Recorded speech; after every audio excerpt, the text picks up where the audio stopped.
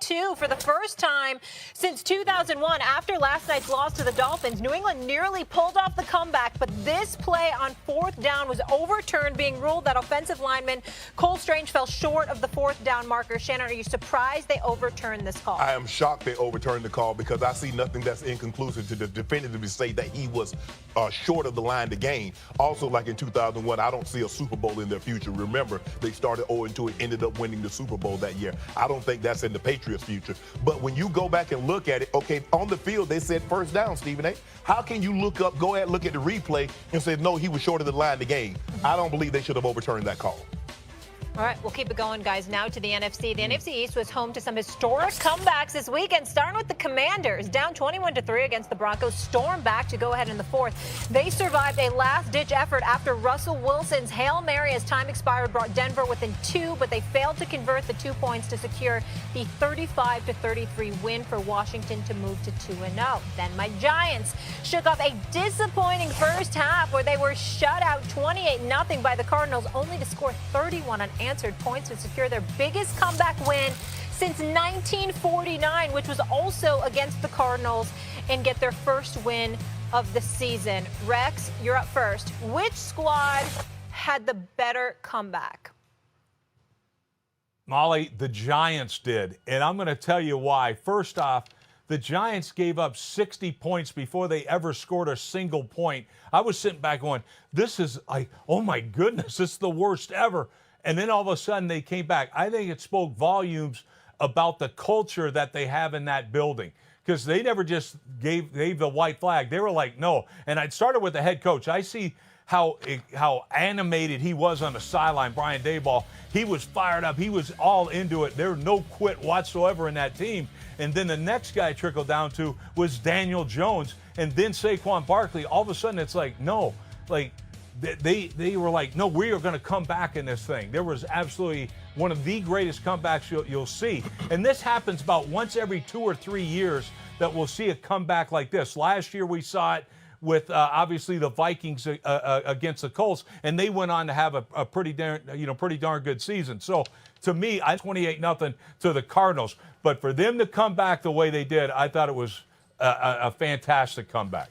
Shannon, I'm of the mindset it was the Commanders. It was the Commanders against your Denver Broncos. Look, man, the Denver Broncos, we got some problems in the Mile High City. Now, we were there twice over the last couple of weeks, okay? Yes. And we know the tradition. You know, 2-time Super Bowl champion. As a Denver Bronco, we know how you're beloved in that city as well. You should be. We get it. There are expectations. Yes. And then there is the arrival of Russell Wilson. I'm going to say what I've said on several occasions.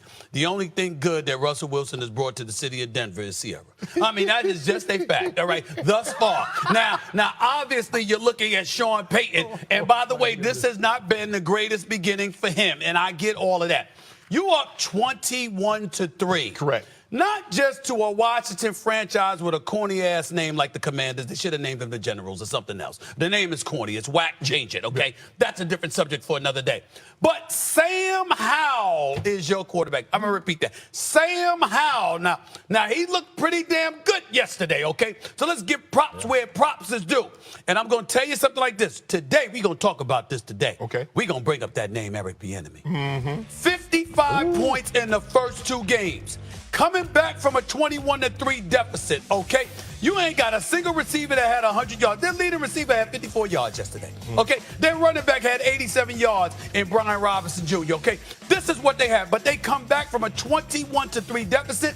They are undefeated. They have put 255 points up in the first 2 games. When you look at Kansas City's struggles, and you juxtapose that with Eric Bieniemy now gone, and you juxtapose that to him arriving in the nation's capital for the Commanders, and the fact that they're putting up points. This defense had 7 sacks. 5 different dudes contributed to sacks, okay? Right. Chase Young, Montez Sweat. They had 1.5 sacks along with 3 other dudes that registered sacks. I'm looking at their defense. You know it's only going to get better.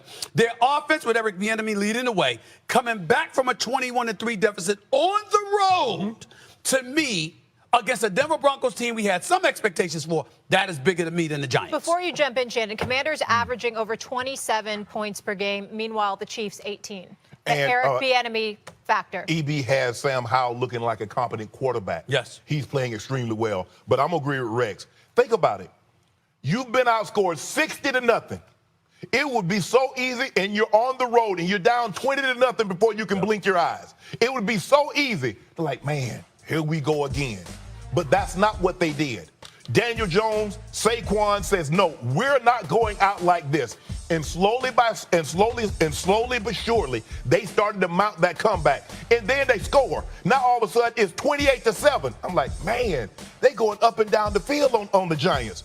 Giants says, you know what? Let's get a stop. Daniel Jones get 4 straight possessions, 4 straight touchdowns. To go on the road after being down 60-0 is so easily. Were you impressed with Daniel Jones? I was impressed with Daniel Jones, considering that I was unimpressed with him opening night. Yeah. Did you see how bad he looked, Stephen A., that Sunday night against the Cowboys? Yeah, I expected that. Had he ever played? I'm like, had you ever played quarterback before in your entire life? And now he looks like wow. His second half explains why they gave him $40 million a year. Everybody's like, man, why they give Daniel Jones that money? Hell, I was one of the ones that had the microphone. Why they give Daniel Jones that money? You look at the second half, he 17 of 21, 259, 2 touchdowns, no interceptions, 8 carries for 58 yards and a touchdown. That's why they gave him that money. Shannon Sharp. Yeah.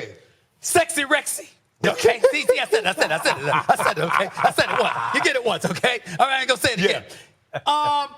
It was against the Arizona Cardinals, who was not going to be a good team this year. It was against a team quarterback, Joshua Dobbs. Yeah. Ain't Kyler Murray back there. It's Joshua Dobbs. The crime is that they were in that deficit to begin with. Right. Okay, it ain't no damn crime that the Giants were able to do what they did in the second half against them. By the way, your team got outscored the first 6 quarters of the season 60-0. That was epic in and of itself. So I How give about them the props. last 2 quarters? I give them props for coming back for the last 2 Tell quarters. the whole story. I'm a Brian Dable fan. He's the coach of the year for a reason. But I'm just saying, y'all, we ain't expecting much from Arizona this year. We all know it. We expect a little bit more from Denver. We ain't expect much from the Commanders, and look what the Commanders did. Let me ask you a question. On the road. Why are you expecting more from the Broncos? Because they brought in Sean Payton? Yes, absolutely. That's the only reason. Well, Sean Payton and a veteran quarterback who's a Super Bowl champion. How did that veteran quarterback look the last half of Seattle and last year? Well, let me tell you this. Let's not bring up last year. He had Nathaniel Hackett. I keep telling you that. I keep telling you that. Okay. That's the crime. Right. That's the crime. This man is lucky. Nathaniel Hackett, Santa Claus strolled up in the summertime. He didn't wait till the winter, you know what I'm saying, when he came in and rode in on a sleigh. Oh, no. He arrived in the summer because Nathaniel Hackett is lucky to have a job. Him and Aaron Rodgers. Aaron Rodgers got him that damn job. Ain't no reason after that job he did in Denver. He should have been exiled for a year from football for the atrocity that took place in Denver last year. But for me, correct me if I'm wrong, but you're a great defensive mind, but does Russell Wilson look the same to you? No, but and in all fairness, you're right. He's not the same guy he was, because at the time we thought he was a borderline Hall of Fame quarterback with Seattle. I mean, that's just a fact. Here's what I also know about Denver right now. Okay, because we're all looking, how come this marriage, Sean Payton and Russell Wilson, doesn't seem to be clicking? Well, it is clicking. This team has averaged more points per possession than any offensive unit in the National Football League. Nobody knows that. It's the truth. Last week, they only had 6 possessions. So whose fault is that on? It's on their defense. Their defense is supposed to be number 1 in the league. If I was going to be the coordinator, I don't know what the hell it's doing now. That's who's letting this team down. It's their defense. It's not the offense. So to me, it's a crazy stat. This team is more points per possession than any offense in the league. So to me, I think it's fixable. And we just got to get that defense playing to what the expectations were. Because when I saw the talent they had on that defense, I'm like, there's no reason why this shouldn't be the top defense in the league. Well, they can't consistently rush the passer like they did, but it goes back now. So now I'm back in Seattle. So now I think we might need to give the Legion of Boom a little bit more credit, because we're saying Russell Wilson doesn't look the same. If he's Russell Wilson, the defense shouldn't matter. So, but it's a big difference playing behind Earl Thomas and Cam Chancellor and Richard Sherman and Bryant and Averill and Red. And Bobby Wagner. No, you were somewhere else at the time. So what happened was that when Seattle won the Super Bowl, when they lost that Super Bowl, when Darrell Bevell and Pete Carroll sit up there and call that ridiculous play instead of giving it to beast mode at the half-yard line. Ever since that day, I've been going off and I've been saying this: Now, obviously, I know some members from the Legion of Yeah. Boom and beyond. They were not happy.